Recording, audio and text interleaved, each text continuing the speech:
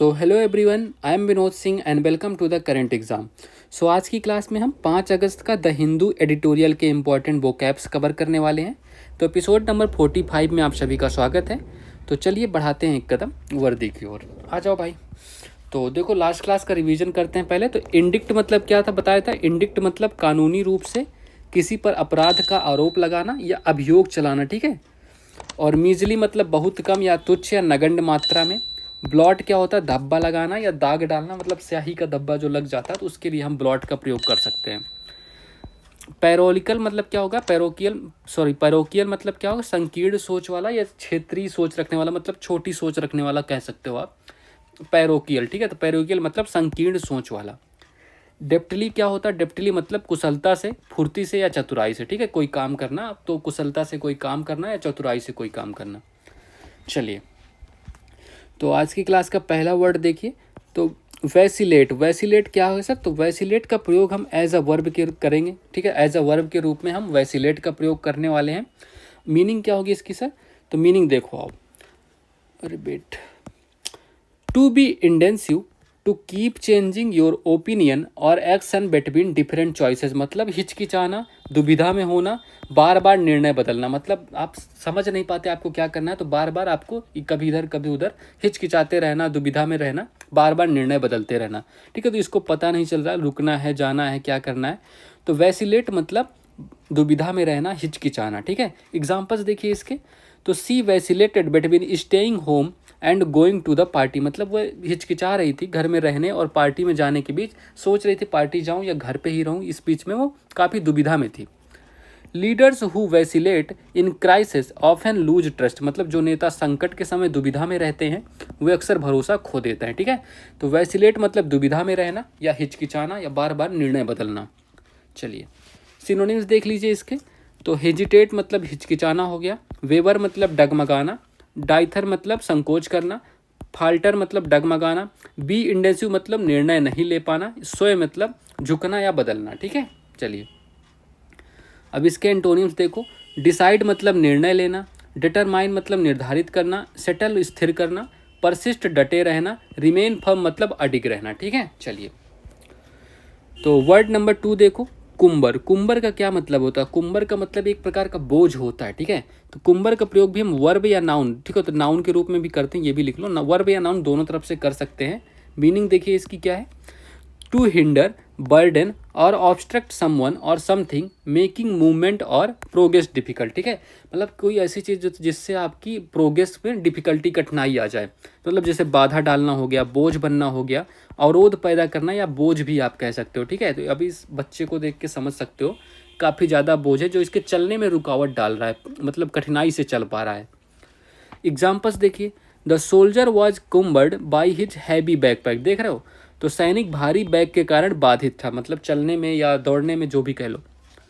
C moved quickly not cumbered by emotional attachments, ठीक है। वह तेजी से आगे बढ़ी, भावनात्मक संबंधों से बाधित नहीं थी, मतलब इमोशनल अटैचमेंट में फंसे बिना वह तेजी से मूव ऑन कर गई, ठीक है। लड़के हैं जो फंसे रह जाते हैं 2-2 साल तक, 3-3 साल तक। सैयारा देख के बच्चे समझ रहे हैं बस यही तो है ट्रू लव, वो भाई सिर्फ रील में है, रियल लाइफ में कुछ और ही है ना। तो उस पर उसके चक्कर में मत पड़ो, अपना देख लो तुम। चलिए, तो इसे कुंबर के सिनोनिम्स करते हैं। हिंडर मतलब रोकना, बर्डन मतलब बोझ डालना, ऑब्स्ट्रक्ट मतलब अवरोध पैदा करना, इनकम्बर मतलब बाधा डालना, वे डाउन मतलब दबाव डालना, हैम्पर मतलब अटकाना, ठीक है। चलिए, एंटोनिम्स देखो भाई। तो एड मतलब सहायता करना, हेल्प मदद करना, असिस्ट सहयोग करना, फैसिलेट मतलब सुगम बनाना, सपोर्ट सहारा देना, अनबर्डन मतलब बोझ कम कर देना, ठीक है। तो ये कुंबर मतलब बोझ बनना, बाधा डालना, अवरोध पैदा करना या बोझ के रूप में इसकी मीनिंग हम यूज कर सकते हैं। चलिए, तो वर्ड नंबर 3 देखिए। चास्टन, चास्टन का क्या मतलब होगा, चास्टन का प्रयोग सर हम एज अ वर्ब करने वाले हैं, ठीक है। ठीक है, देखो चास्टन का प्रयोग एज अ वर्ब हम करने वाले हैं, इसकी मीनिंग देखिए। टू डिसिप्लिन, पनिश और humble someone to improve their behaviour और कैरेक्टर, टू रिस्ट्रेन और सबड्यू प्राइड, ठीक है। इसमें क्या होगा मतलब, तो किसी को सुधारने के लिए उसको दंड देकर सुधार, मतलब दंड देना। देख रहे हो, टीचर जब बच्चे को डांटता है तो उसको सुधारने के लिए उद्देश्य से ही डांटता है, ठीक है। तो मतलब अनुशासित करना, किसी को दंड देकर सुधारना, या घमंड को दबाना या विनम्र बनाना। ठीक है, मतलब कोई प्रेशर या दंड दे के आप मतलब किसी को हम्बल बना दो, है ना, उसके बिहेवियर में कोई अच्छा चेंज ला दो, तो उसको कहते हैं चास्टेन। ठीक है, तो एग्जाम्पल देख लीजिए, the harsh feedback chastened him and made him work harder, मतलब कठोर प्रतिक्रिया ने उसे अनुशासित कर दिया और वह और मेहनत करने लगा।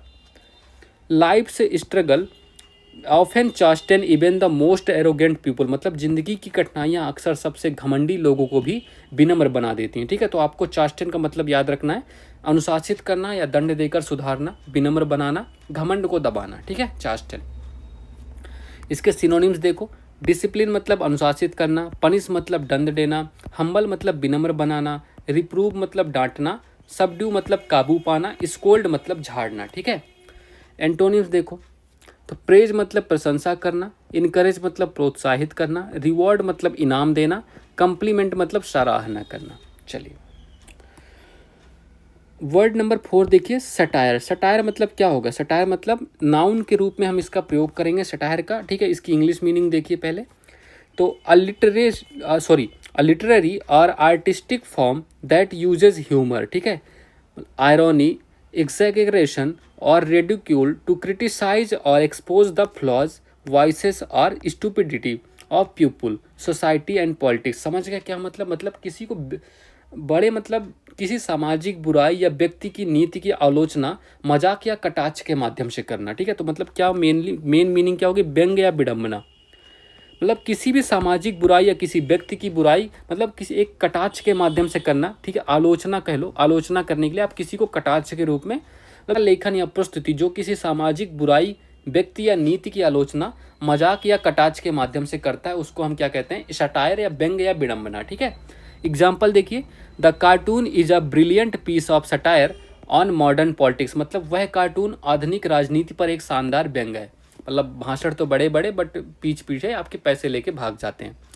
His novel is a satire on the grid and hypocrisy of society, उसका उपन्यास समाज के लालच और पाखंड पर व्यंग है। ठीक है, तो सटायर मतलब समझ गए, व्यंग या विडंबना। और व्यंग का मतलब जानते हो, किसी को मतलब एक मजाकिया ढंग या कटाक्ष के माध्यम से किसी की आलोचना करना।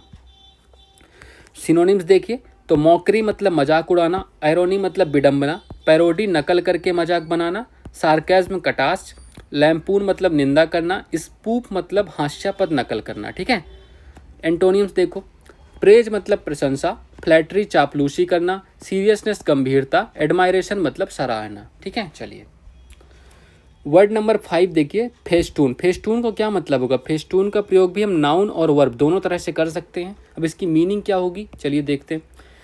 टू डेकोरेट विथ चेन्स मतलब किसी चीज़ को सजाना, गॉर्लैंड्स मतलब झालर वगैरह, रिबन्स मतलब फूलों की माला वगैरह, और lights often hanging in curbs मतलब जैसे ये कर्ब में आप सजा देते हो ना कमरे, जैसे झालर लगा दिया आपने, बैलून्स लगा दिए। अ डेकोरेटिव चेन और स्ट्रिंग मतलब नाउन के रूप में भी सेम यूज होता है। तो झालर या माला से सजाना, या झालर हो गई या फूलों की माला, इसको हम कहते हैं फेस्टून। ठीक है, तो ऐसे सजाने के तरीकों का हम क्या कहते हैं? इसको हम कहते हैं फेस्टून। अब इसके एग्जाम्पल देखो, तो the building was festooned with tricolour flags for Independence Day, मतलब स्वतंत्रता दिवस पर इमारत के तिरंगे झंडों से सजाया गया था। ठीक है, a festoon of marigolds was hanging above the temple entrance, मतलब मंदिर के प्रवेश पर गेंदे की माला की झालर लटकी हुई है। मतलब झालर के रूप में भी हम फेस्टून को झालर कहेंगे, या सजाने की तरफ से एक तरीका है झालर या माला से सजाना, उसको हम फेस्टून कह देते हैं बस। सिनोनिम्स देखो, तो गार्लैंड मतलब माला हो गई, ड्रेप मतलब झूलती हुई सजावट, झूलती हुई जो ऐसे होती है ना, फिर झूल रही होती है। एडोर्न मतलब सजाना, डेकोरेट सजाना, ट्रिम सजावट करना, व्रेथ मतलब फूलों की हार या माला। ये इंपॉर्टेंट है, ये वर्ड ध्यान रखना। एंटोनिम्स देखो, तो स्ट्रिप मतलब सजावट हटाना, मार मतलब बिगाड़ना, डिफेस मतलब बदसूरत बनाना, डिसफिगर मतलब बिगाड़ देना, टार्निश मतलब कलंकित करना या चमक कम करना। ठीक है, चलिए तो आज की क्लास के आइडियम्स एंड फ्रेजेस कवर करते हैं। तो ब्लो हॉट एंड कोल्ड, मतलब ब्लो हॉट एंड कोल्ड मतलब देखो, तो alternate inconsistently between moods and action, मतलब कार्य और मतलब सोच के बीच में असंगत। ठीक है, तो मनोदशाओं और कार्यों के बीच असंगत रूप से परिवर्तन, मतलब मूड कुछ है, काम कुछ और कर रहे हो, है ना, तो ऐसे मन कुछ और है, काम कुछ और कर रहे हो, तो ये होता है blow hot and cold. Cut corners मतलब किसी चीज़ को आसान करना, ठीक है। तो doing something in an easier and least expensive manner, मतलब कट कॉर्नर किसी चीज़ की कीमत करना, कम खर्चीले ढंग से करना, आसान और कम खर्चीले ढंग से किसी काम को करना। कट कॉर्नर्स मतलब कोने हटा दो, मतलब आसान हो जाएगा पेपर। बॉयल द ओशियन, असंभव काम, कभी समुद्र को तुम उबाल सकते हो।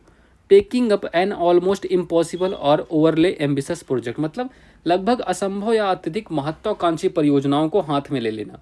तो असंभव काम अपने हाथ में लेना, मुझे समुद्र को उबालना है ना, क्या ही है।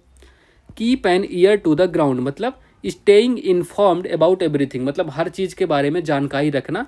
तो keep an ear to the ground मतलब हर किसी के बारे में, हर चीज़ के बारे में जानकारी रखना।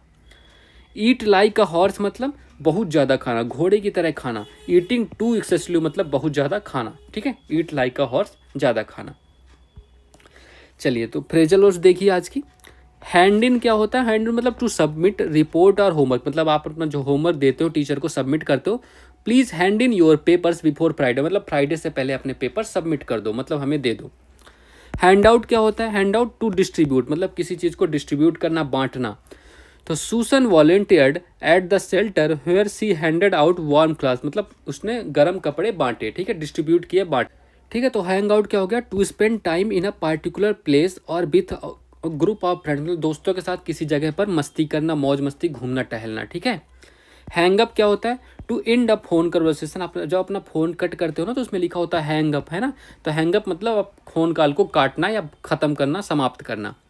होल्ड ऑन क्या होता है? To bet, to grip tightly, hold on या तो तेजी से पकड़ना, या तो आप किसी को बेट करने के लिए, इंतजार करने के लिए जब कहते हो ना तो होल्ड ऑन अ मिनट, है ना, होल्ड अ मिनट, ये सब कहते हो ना, तो ये इंतजार करना या टाइट तेजी से पकड़ना कसकर, है ना, होल्ड ऑन। चलिए तो कल की क्लास का होमवर्क देखो। अच्छा यार ठीक है, हाँ ये दो, अरे यार इसको तुम 4 कर लो, है ना, ये 4 है आप करती हो, वही तो सोचो ये 2 कैसे लिखा हुआ। तो wait a minute, I fill in the blanks this box for you, ठीक है। तो इसमें क्या होगा? I will carry. अब देखो वेट अ मिनट मतलब इंतजार करो, फिर जो काम होगा आगे फ्यूचर में होगा। कैरी तो फ्यूचर में है नहीं, कैरीड पास्ट में है, वॉज कैरिंग भी पास्ट में है, तो सिर्फ ये फ्यूचर टेंस में है। तो ऑप्शन नंबर 2 करेक्ट आंसर। ऐसे किया करो तुम आंसर, ठीक है। चलिए बाकी ज़्यादा पढ़ना है तो आप लोग यहाँ से देख सकते हो, सब कुछ डिस्क्राइब्ड है। चलिए तो देखिए आज का होमवर्क क्या है? तो डॉग एंड द कैट, ठीक है, the dog and the cat fill in the blanks been fed, ठीक है। इसमें क्या होगा? हैज होगा, आर होगा, वर होगा, हैव होगा। तो आपको जो भी अपना आंसर करेक्ट लगे कमेंट बॉक्स में अपना आंसर प्लीज़ टाइप कीजिएगा, बता दिया कीजिए एटलीस्ट कमेंट बॉक्स के द्वारा, ठीक है। चलिए तो अपना आंसर टाइप कीजिएगा। चलिए so that's all for this class. Please ये क्लास आपको लाइक करनी है, ठीक है, लाइक कीजिएगा, शेयर कर दीजिए अपने दोस्तों तक और सब्सक्राइब करना मत भूलिएगा, ठीक है। चलिए so all the best, have a good day and